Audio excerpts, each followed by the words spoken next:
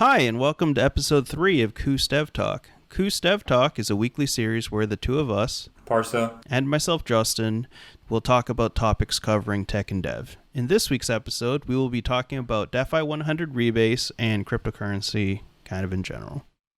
But first, we would like to give a quick shout out to Jeff, our former third member, who will be taking a quick break. We wish him the best of luck going forward, and we look forward to having him join us again in the future. So, DeFi 100 rebase. What is it and why are we talking about it? So, on or about May 22nd, this kind of made news everywhere, and we can kind of take a look at this Reddit thread here. And it says, DeFi 100 coin exit scams and runs away with 32 million in investor funds. Website is now updated with the message, we scammed you guys and you can't do S about it. So let's go take a look at that message. And here it is. We can see DeFi 100 rebase. We scammed you guys and you can't do S about it. Haha, all you moon boys have been scammed and you can't do S about it. Signed, DevSyn. And so what you're looking at here is the website before the scam message popped up. And here we can see DeFi 100 rebase. S&P 500 of the DeFi sector. And so apparently what had happened was this website was taken down and then replaced with that kind of white text on black background that you saw.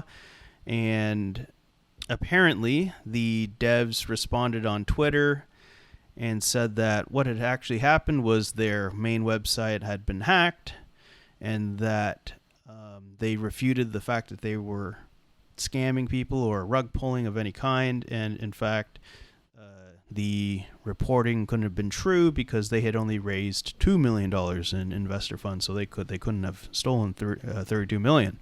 But we're talking about this today because we still find it quite interesting. So what you're seeing here again is the website, how it looked before the scam message came up. And it says here DeFi 100 rebase, and they had planned to have been the index fund of the DeFi sector for their token, which is the D100 token on the Binance Smart Chain. So here again, it's saying they wanted to represent or, kind of be like a ETF of the entire sector.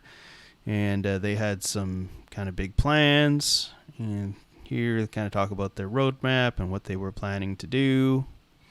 And then tokenomics, so, how their token works. And that's kind of what it looked like. And then, so it happened on the 22nd, and then they responded on the day after on Twitter.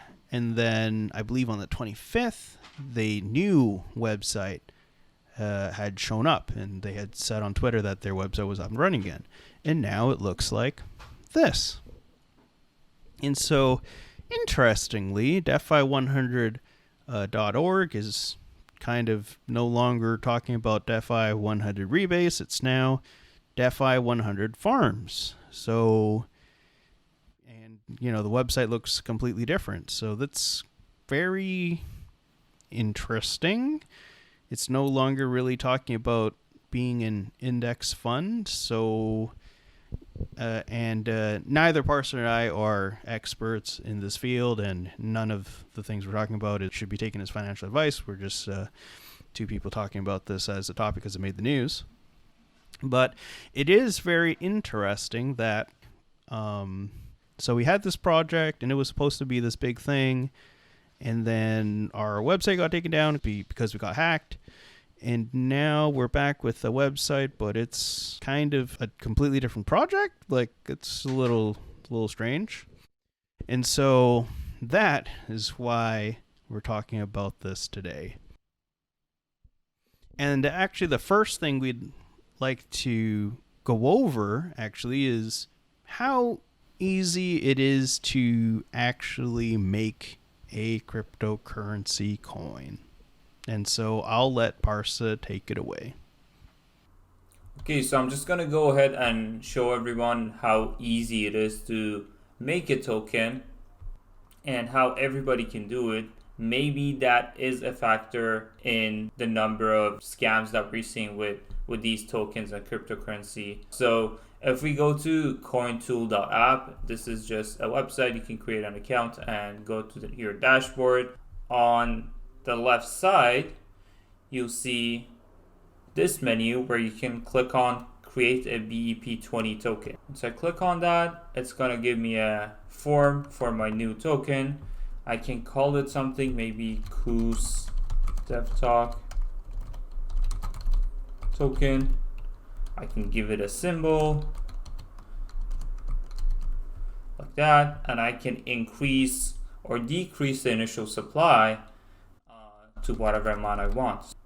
Here I have other options to choose for my token, and I can just go ahead and click on create token, and if I have a crypto wallet connected, it's gonna go right into my wallet. So this is how easy it is for people to make token, and I actually think that's the major player in the fact that we're seeing so many scam tokens in the market and so many people actually falling for these scams.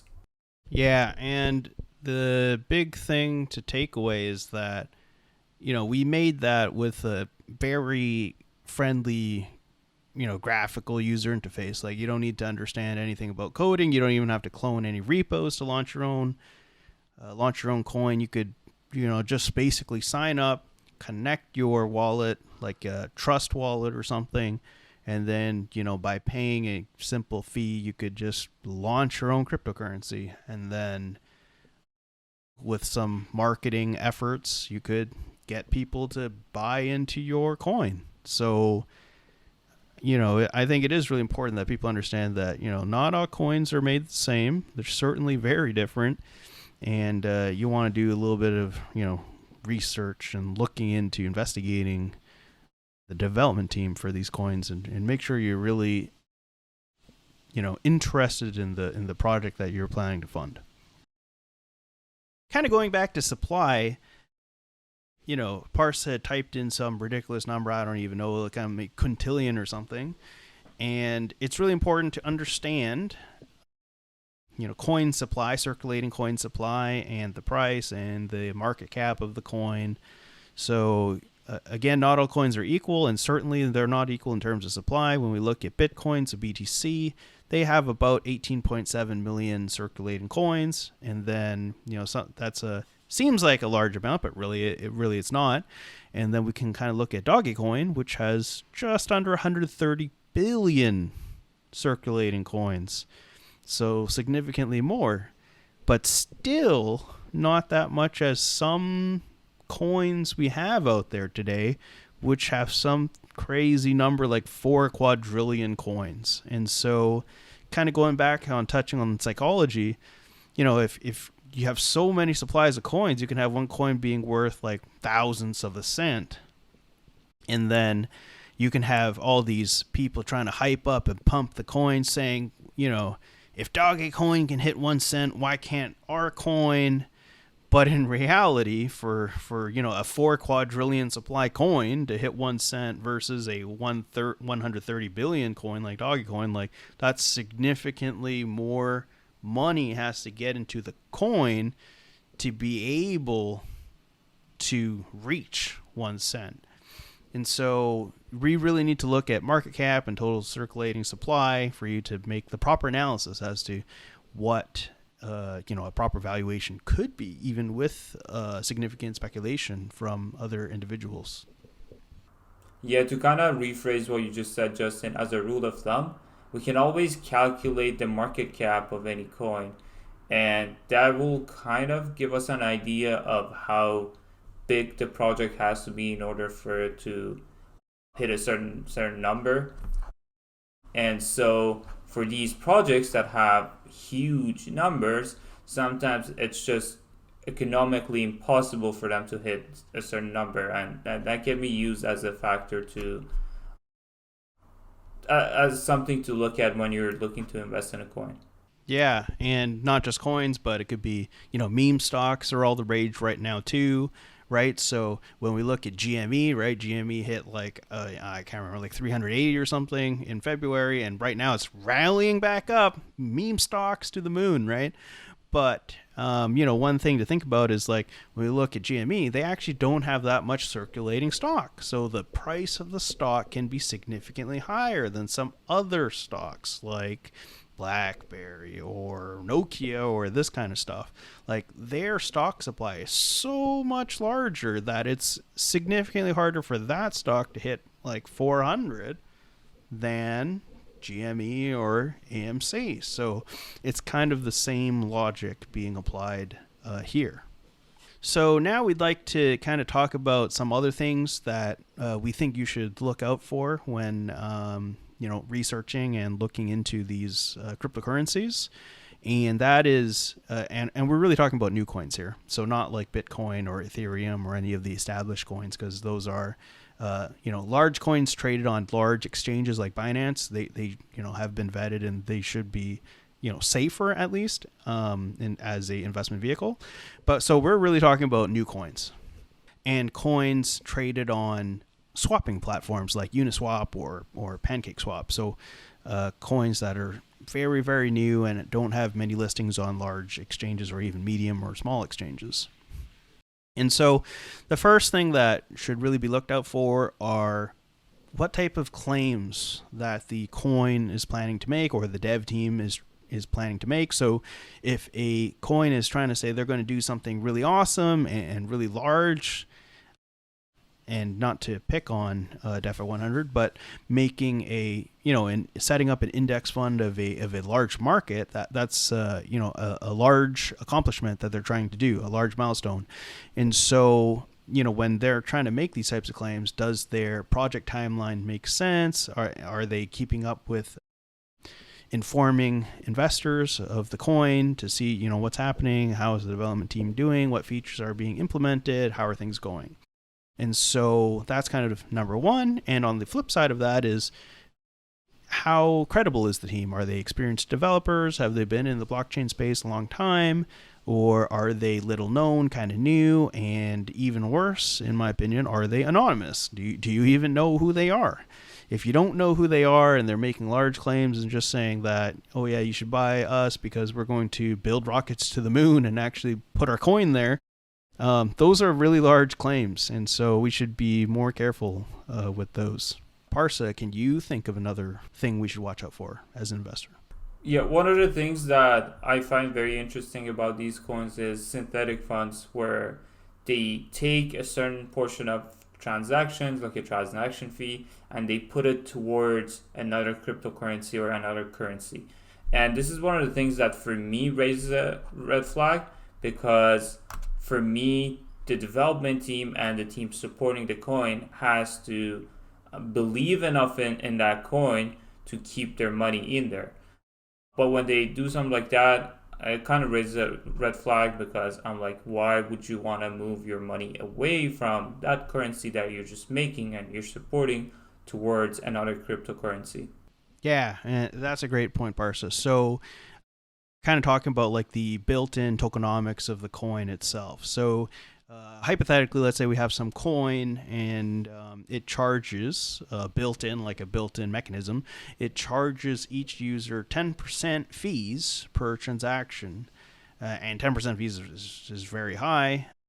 Obviously, some coins will charge some amount of fees and exchanges will charge some fees, but 10% is very high. So, but hypothetically, let's say it charged 10%, and then half of that went to a fund, a liquidity fund, I guess typically is what they would call it. And then half that and that fund went to Ethereum coins. So that's kind of what Parse is talking about. And it can be even, let's just say, more sophisticated than that. Let's say out of the 10% fees, half of it goes to a liquidity pool, and then the other half goes to whatever the developer wants. So maybe directly into developer wallets. That would be a little strange. I would be, very cautious of a coin with their tokenomics set up that way. Just say that. And so really looking into how a coin's implemented, their contract, would be, potentially a red flag. Finally, one other thing, and we kind of already touched up on it, but is the utility of the coin. What is the functionality? What are the things it's trying to actually accomplish? Is it going to be its own, is it going to be a coin for an exchange like BNB or KuCoin? Is it going to be used as a transaction vehicle? I guess like Bitcoin is, being more widely accepted today, or is it going to be used for something else? Games. I'm not too sure about blockchain games myself, but I've heard that that's kind of some things that developers do with blockchains. So, is it something like that? And if it's nothing at all, then that means that there's no real, value to underlying value to the coin. It's really just a vehicle as, at best, an exchange mechanism. And that may be fine, but, just something to think about. Is that what you want to invest your money in? Because, we're getting closer to pure speculation if there is no real utility into the coin. Yeah, so I guess what you're saying, Justin, is if it's just purely valued based on supply and demand, and there's no real utility behind what the coin does, that can be a red flag as well. Yeah, and I think it's important that we say that none of these things are indicators that a coin is bad or a dev team making that coin is bad. But these are some things that I would suggest that we consider before you put your own hard-earned money into these investments, because cryptocurrencies definitely can be very, very risky. And as Parsa said earlier, there are some notable scams, and I'm sure there's going to be way more as we go forward. So finally, I just want to talk about speculation in general, and again, right now is the perfect time to be talking about the good old pump and dump. So back when everyone was tweeting about diamond hands and pumping GME from, I believe, something like $17 all the way to $380, the pump and dump is great if you're in the beginning, and really crappy if you're the one caught at the end. So when we're looking at, Dogecoin at 80 cents, or BTC at 80,000, or Ethereum, I believe, 3,300 or whatever it was at some point, then, it's great if you get in early on the pump and then you dump the stock at the top. But, be careful, because you don't want to be the one holding the baggage at the highest peak, because you're the one that's going to be losing a lot of money. So just kind of talking about pump and dump, when we see a lot of social media posts, they could be bots, all those diamond hand posts, or GME rocket to the moon posts, Dogecoin to the moon. A lot of those could be bots. A lot of, people that are just trying to pump stock, they may be, trying to pay influencers to talk about it, especially if it's like, a coin you're trying to market. Like, you're going to try to market the best way you can. And maybe that's paying TikTok influencers a couple $1,000s to have them advertise for you, or paying some YouTube channels, or social media posts, whatever the case may be. And so we need to be wary of hype, because someone out there is trying to get us to invest in a stock so that they pump the price, and so that they can get out before everyone else, trying to make their money, and then let's go on to the next pump and dump. Yeah, Justin. So one thing about pump and dump is that some people are gonna lose. It's kind of a risky game, and you can choose to play it, and you might or might not be one of the people who do lose, but some people in the game are going to lose. So it's a really risky investment, and I wouldn't call it investment. It might be more of a gamble that I personally don't get into, but that might be a game some people want to play. Yeah, it's definitely a gamble, because when we look at GME again, picking on GME, no underlying metric really changed. The only thing that you would have gotten extra value as a, let's say, long investor, was that so many people were trying to short the shares, so there was some extra liquidity if you had gotten the price up, above $150 or whatever. So after that value was realized, when it hit, 380 or whatever the case may be, it still wasn't worth 380. It was worth more than the $17 that it was at, but there's really nothing really there. And for something that it has even less value, say pure speculation, like I guess like I'm not too sure how heavily shorted BB was, maybe up there, but Nox, a great example. So Nokia wasn't never really heavily shorted, but a lot of bots and people are trying to pump Nock anyway. And so that's even, like there was no real underlying change in value. There was no news, no like new contract that Nokia had, or, nothing really happened other than the fact that, we're all aboard the hype train to the moon. So for cases like that, we just really got to be really extra careful.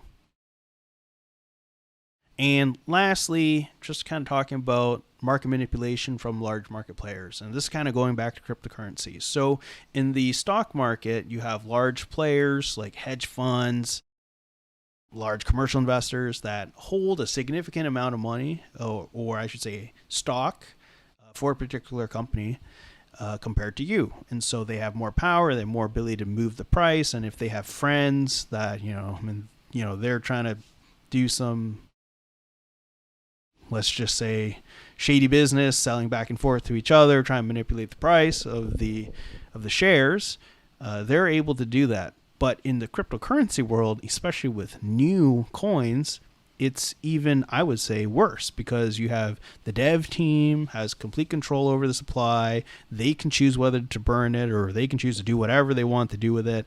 And maybe, I wouldn't accuse anyone of this, but maybe they tell you they burned half of it, but in fact it's not. It's, some secret wallet somewhere where they have the key.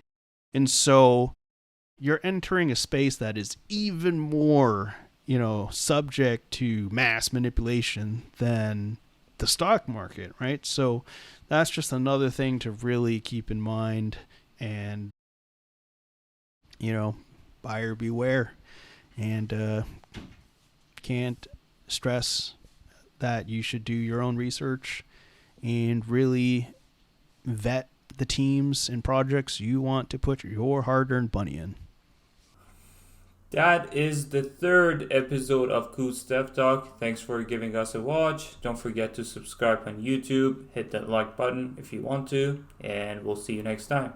Yep. Thank you, and see you next time.